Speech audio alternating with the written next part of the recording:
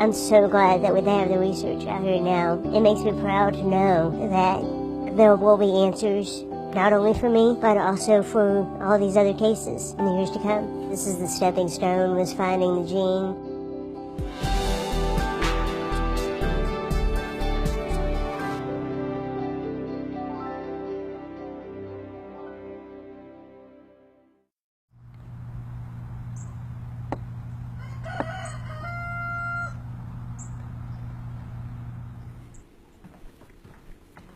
My name is Monica Zering. I'm 30 years old. I'm the oldest female known with Saul-Wilson syndrome in the world. There's only 14 cases worldwide. Saul-Wilson syndrome is a rare form of dwarfism.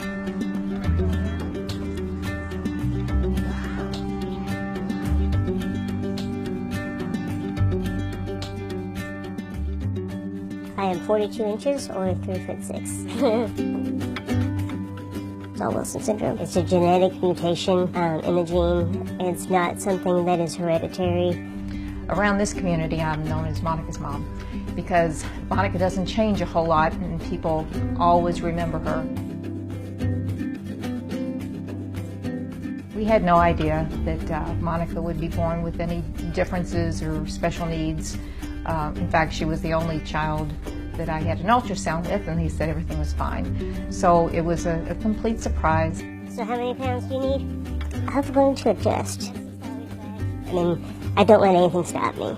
For the most part, I'll live a fairly normal life. I have a full-time job. I drive a car. I went to high school and graduated college. My parents raised me to believe that I could do anything that any other person in the world could do. I just might have to do it a little bit differently. Hey, Donna. Cute hands. I think you look so tall. I love them. Unfortunately, we had a lot of misdiagnosis when I was younger. Do you have brothers and sisters, or do you know much? We went through many, many doctors on our own, trying to get an understanding of what needs there were and what to expect down the road.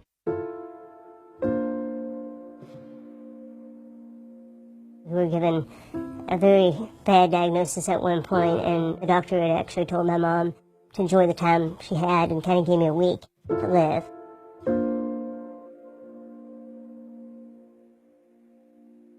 I mean, I had amazing support with my family and friends. They were always willing to fight for me. No matter what I faced, they were like, we're going to get through this. We're going to find a way. That way you can live a normal life.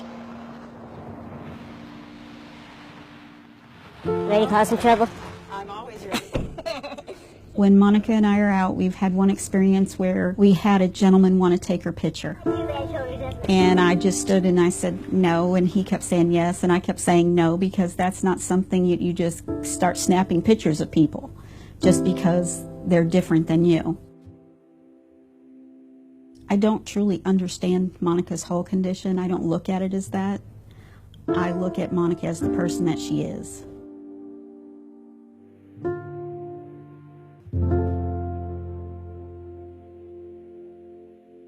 We were going through old photo albums, and these were some that brought back memories. Oh my gosh. I grew up without any kind of answers, and I always said that if I got the chance to help doctors find answers for future generations, that I would do it. I always like this one with you and Mom. Yeah, that's a good one. I'm wondering if that was maybe when you first got your casts off.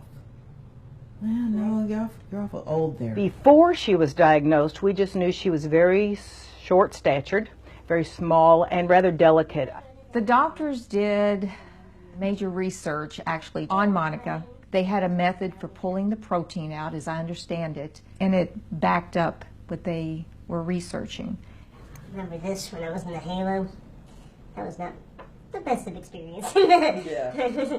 Well, it all worked out. After 30 years, That's right. it all worked out. 3 years later, graduated high school, graduated college, got a job. Monica has been instrumental in defining Saul-Wilson syndrome and in a huge process that they went through to find the cause of it, the root cause of it. We now have a diagnosis. We have the gene. We know the gene that causes it. There's 14 now cases with it.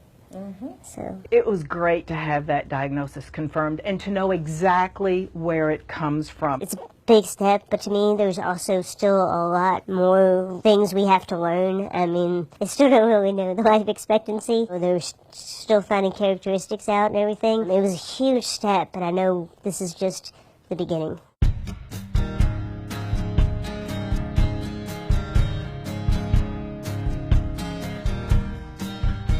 I've never really known what the future might hold, but they kind of gave me some reassurance that for the most part I will be okay for the next 10 years. Do you feel like that you have defied the odds? Oh yeah, definitely. I didn't think I'd make it to age 30. I really didn't. Yeah.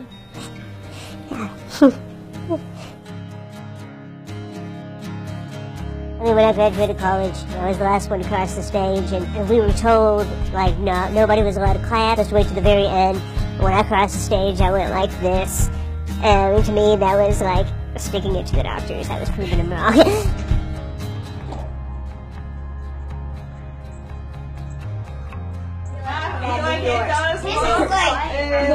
Listen, you go over here. I'm very happy to be where I am today. I always kind of figured I'd have a normal life. I mean, that's what my parents instilled in me. For some people, reaching 30 might mean this, but to me, it means 18 surgeries later. It means a high school and college education degree that doctors said I would never obtain. It was me chasing and going after the career I wanted. It was me living the life that I was meant to live.